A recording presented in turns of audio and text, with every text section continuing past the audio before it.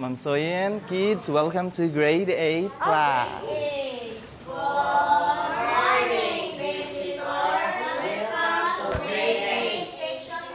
Oh, wow. This is a private school. This is Villa Carlos Academy Incorporated. We have 8 teachers, 1 assistant administrator, and I am the head of the school.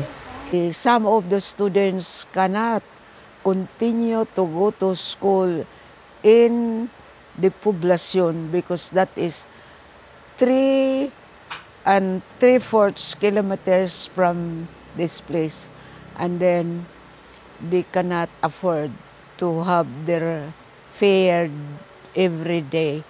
So I tried to put this school here. But later on, when the integrated high school was established in the elementary school, the enrollment suffered or reduced very much. And we tried to make the school, the establishment, very comfortable to the students. We have 9 meters by 7, which is the standard school for the secondary education. And then we are in 1 hectare lot. This is a unique private school because the students are not paying tuition fees.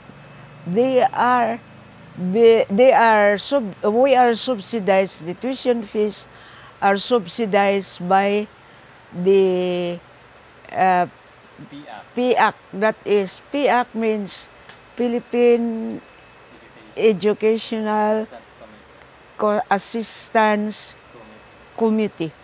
That is a government organization.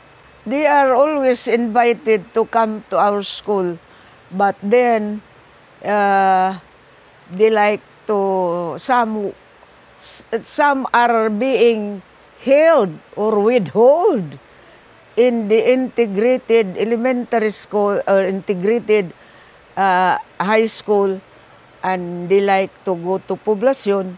So we are sharing our clienteles with the integrated high school. This is Villa Carlos Academy and Padre de Dios National High School. There are so many integrated high school now.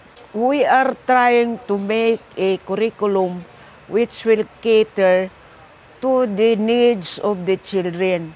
There is a survey to be done as what the industry really needs, so that we can offer them, the curriculum can be upgraded to cater the needs of the industry.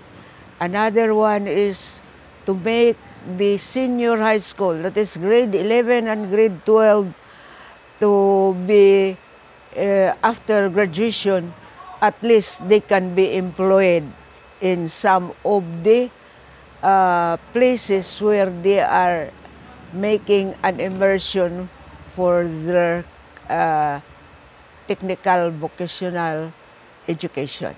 I am trying to improve the curriculum so that it will cater to the needs of the, not only of the students, but also of the industry. We can do the repairs, but we will increase the teacher's salary by having donation with private organization. We will welcome some donations, very good. The school needs donation.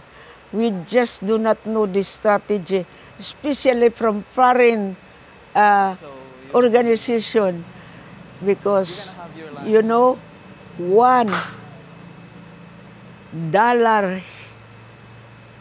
in America is 59 pesos in the Philippines.